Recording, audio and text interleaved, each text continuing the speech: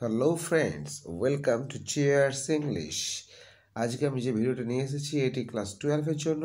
12-এর যারা 2026 সালে পরীক্ষা দেবে তাদের 10 নম্বরের একটি প্রজেক্ট করতে হবে। সেই প্রজেক্ট কেমন হবে ইংরেজি সাবজেক্টের তার উপরেই আজকের এই ভিডিওটি।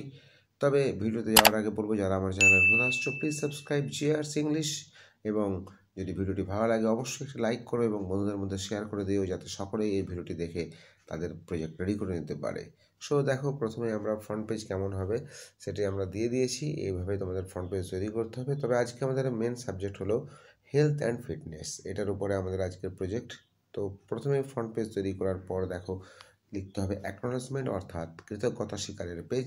এই পেজটি মূলত তোমাকে লিখতে হবে সেই স্যারের জন্য, যে স্যার তোমাকে এই দায়িত্বটা দিয়েছেন, সেই স্যারের প্রতি কৃতজ্ঞতা জানিয়ে তোমাকে এই পেজটি তৈরি করতে হবে। কি কি লিখতে হবে সে লেখাগুলো পরপর আসছে, এই লেখাগুলোকে এইভাবেই পরপর লিখতে হবে, সুন্দরভাবে হাতে লেখা করে লিখে দেবে। এবং তারপরে নিচে দেখো লেখা আছে সিগনেচার অফ দ্য স্টুডেন্ট, এখানে তুমি তোমার নাম সই করবে এবং হাতে লেখা ভালো করে করলেই তোমার এই প্রজেক্টের এই পেজটা তোমার কিন্তু রেডি হয়ে যাবে।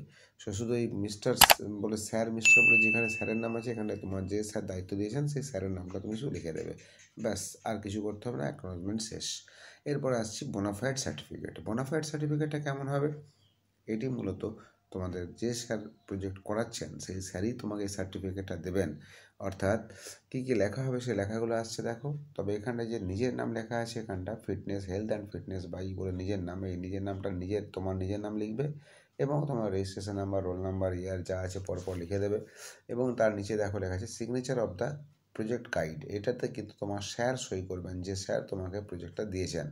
এবং তারপরে স্যারের পুরো নাম, স্কুলের নাম যা আছে পরপর লিখে দেবে। এরপর দেখো টেবিল অফ কন্টেন্টস, এখানে রয়েছে introduction, AIIMS and objectives of the project in our syllabus, guiding principles, method and techniques, output of the project, conclusion, limitations and reference.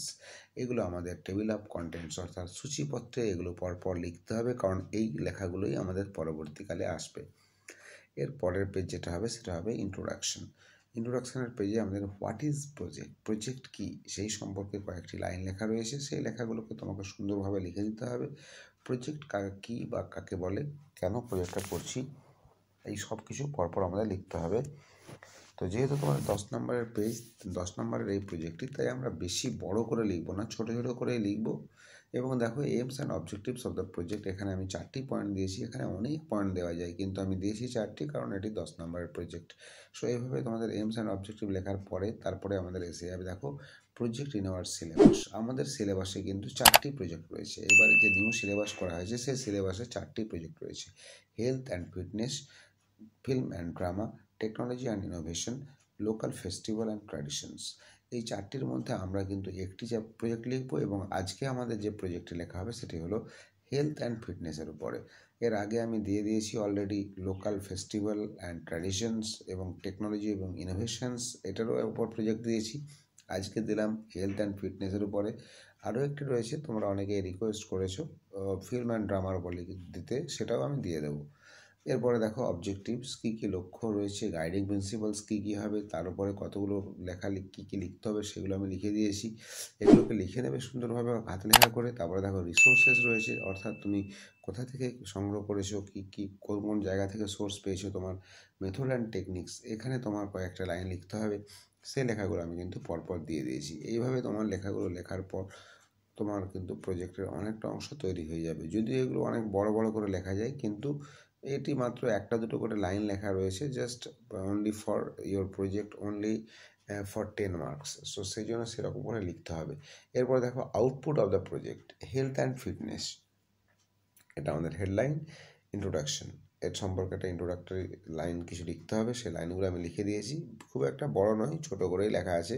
এই লেখাটা লেখার পর ইন্ট্রোডাকশনে এরপরে আমরা লিখতে যাব পরের পেজে যে what is health and fitness, সেই সম্পর্কে দেখো হেলথ কী, হেলথের একটা ডেফিনেশন দেওয়া হয়েছে, ফিটনেস কী, ফিটনেসের একটা ডেফিনেশন দেওয়া হয়েছে।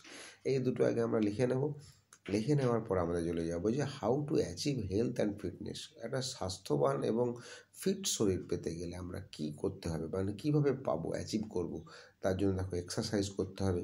তারপর তোমাকে নিউট্রিশন অর্থাৎ ভালো পুষ্টিকর খাবার খেতে হবে, রেস্ট অ্যান্ড স্ট্রেস ম্যানেজমেন্ট, এখানে তোমাকে একটু সাফিসিয়েন্ট স্লিপ ঘুমাতে হবে, একটু প্র্যাকটিস করতে হবে, বিভিন্ন ধরনের মেডিটেশন করতে হবে। এগুলো না করলে তুমি কিন্তু শরীরকে ফিট রাখতে পারবে না। সেই জন্য সেই লাইনগুলো লেখা রয়েছে। এরপর দেখো লাইফস্টাইল চয়েসেস, তোমাকে লাইফস্টাইল চুজ করতে হবে যে তোমার হার্মফুল যে সমস্ত ক্ষতিকারক জিনিস রয়েছে, টোবাকো বা বিভিন্ন ধরনের জিনিস, সেগুলো থেকে তোমাকে দূরে থাকতে হবে। তোমার লাইফস্টাইলটাকে চেঞ্জ করতে হবে, তা নাহলে তুমি শরীরকে ফিট রাখতে পারবে না। এরপরে দেখো benefit of health and fitness, যদি আমাদের শরীরে হেলদি হয়, ভালো স্বাস্থ্য এবং যদি ফিট হয়, তাহলে তার উপকারিতা কী রয়েছে? তার কিন্তু অনেক উপকারিতা রয়েছে। যেমন ফিজিক্যাল অনেক রয়েছে, ফিজিক্যালি আমাদের বিভিন্ন ধরনের আমরা উপকারিতা পাবো। তার মধ্যে যেমন ধরো আমাদের হেলথ ভালো হবে, আমাদের ইমিউনিটি পাওয়ার বাড়বে, এরকম ধরনের কার্ডিয়াক ফেলিওর থেকে আমরা রক্ষা পাবো। মেন্টালের দিক থেকে আমাদের স্ট্রেস কমে যাবে, মানসিক যে অ্যাংজাইটি থাকে সেটা কমে যাবে, আমাদের মুড ভালো হবে, আমরা অনেক বেশি নিজেদেরকে রিল্যাক্সড ফিল করব। কোয়ালিটি অফ লাইফ, জীবনের কিন্তু আনন্দ অনেক পাবো, জীবনের একটা আলাদা মূল্য বেড়ে যাবে এবং সেটা অন্যরকম হবে যদি আমাদের শরীর ফিট এবং হেলদি হয়। মনের মধ্যে খিটখিটে ভাবটা অন্তত থাকবে না। এরপরে দেখো basic components of physical fitness, এর মধ্যে আমাদের কী কী রয়েছে? আমাদের ফিজিক্যাল ফিটনেসের জন্য কী কী মূল উপাদানগুলো দরকার? না স্ট্রেংথ দরকার। যদি তুমি না স্ট্রং হও, তাহলে তুমি মেন্টালি, তোমার শরীর যদি উইক হয়ে যায়, তাহলে তুমি তো শরীর ফিজিক্যালি উইক, মেন্টালি উইক, তাই স্ট্রং হতে হবে। দেখো তারপরে রয়েছে মাস্কুলার আমাদের এখানে যেটা দেখতে পাচ্ছি আমরা, মাস্কুলার এন্ডিওরেন্স যেটা রয়েছে এখানে, তোমাকে যে পেশিগত দিক থেকে তোমার পেশিগুলোকে সচল হতে হবে, সুন্দর হতে হবে।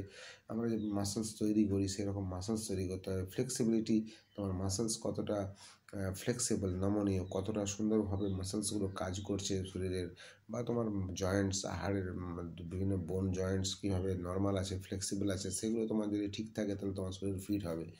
মোটর স্কিল পারফরমেন্স, এখানে তোমার বেশ কিছু লাইন লেখা রয়েছে, সেগুলো তোমাকে লিখতে হবে, যেগুলো তোমাকে তোমার শরীরকে আরও বেশি সুন্দর তৈরি করবে, আরও বেশি কুইক হবে, দ্রুততার সঙ্গে বিভিন্ন কাজকর্ম করতে পারবে। এই সব কিছু নিয়ে কিন্তু আমাদের এই কম্পোনেন্ট অফ ফিটনেস, আমাদের হেলথ অ্যান্ড ফিটনেস, অর্থাৎ আমাদের শরীর স্বাস্থ্যবান এবং ফিট শরীরের জন্য কী কী কম্পোনেন্ট দরকার, সেগুলো আমি পরপর এখানে দিয়ে দিয়েছি। এটা কিন্তু দারুণ একটা প্রজেক্ট। এখান থেকে তুমি কিন্তু তোমার শরীরকে এমনি ব্যক্তিগতভাবে তুমি কিন্তু তৈরি করতে পারবে দারুণভাবে। একটা প্রজেক্টের মধ্য দিয়ে তোমার অনেক জানা হয়ে যাবে। এরপরে দেখো হেলদি ফুড ফর ফিটনেস, আমাদের এই যে এত কিছু দরকার বললাম, এরকম শরীর হতে হবে, এত হেলদি হতে হবে, তার জন্য খাবার কী খাবো, প্রোটিন ধরনের খাবার কী কী আছে সেটা আমার দেওয়া রয়েছে। লিন মিটস, তারপরে ফিশ খেতে হবে, কোন কোন ফিশের মধ্যে প্রোটিন বেশি পাই, ভেজিটেবল কী কী সোর্সেস আছে, ডেয়ারি কী আছে, আদার বিভিন্ন এগুলো থেকে যে আমরা প্রোটিন পাই সেগুলো আমরা লিখবো, যে আমাদের প্রোটিন খেতে হবে বেশি করে। প্রোটিনের দরকার শরীরের মধ্যে, প্রোটিন না থাকলে কিন্তু অনেক ক্ষতি হয়ে যাবে। তাই কী কী খাবার খেলে প্রোটিনটার আমরা তার সাবসিডিটা দিতে পারবো, বা তার যে স্কারসিটিটা ফিল আপ করতে পারবো, শর্টেজটা ফিল আপ করতে পারবো, সেই ধরনের খাবারগুলো আমাদের খেতে হবে। এরপরে দেখো কার্বোহাইড্রেটস কী কী জিনিসের মধ্যে রয়েছে সেগুলো আমাদের পরপর আমরা দিয়ে দিয়েছি। কমপ্লেক্স কার্বস, তারপরে রয়েছে ফ্রুটস অ্যান্ড ভেজিটেবলস, তারপরে লেগুমস, এই যে যে জায়গায় খাবার রয়েছে এই কার্বোহাইড্রেট পাবো সেগুলো দেওয়া রয়েছে। ফ্যাটস কোন কোন জায়গায় রয়েছে, কোন কোন ফ্যাটস খেলে শরীরের উপকার হবে সেই সম্পর্কে এখানে দেওয়া রয়েছে।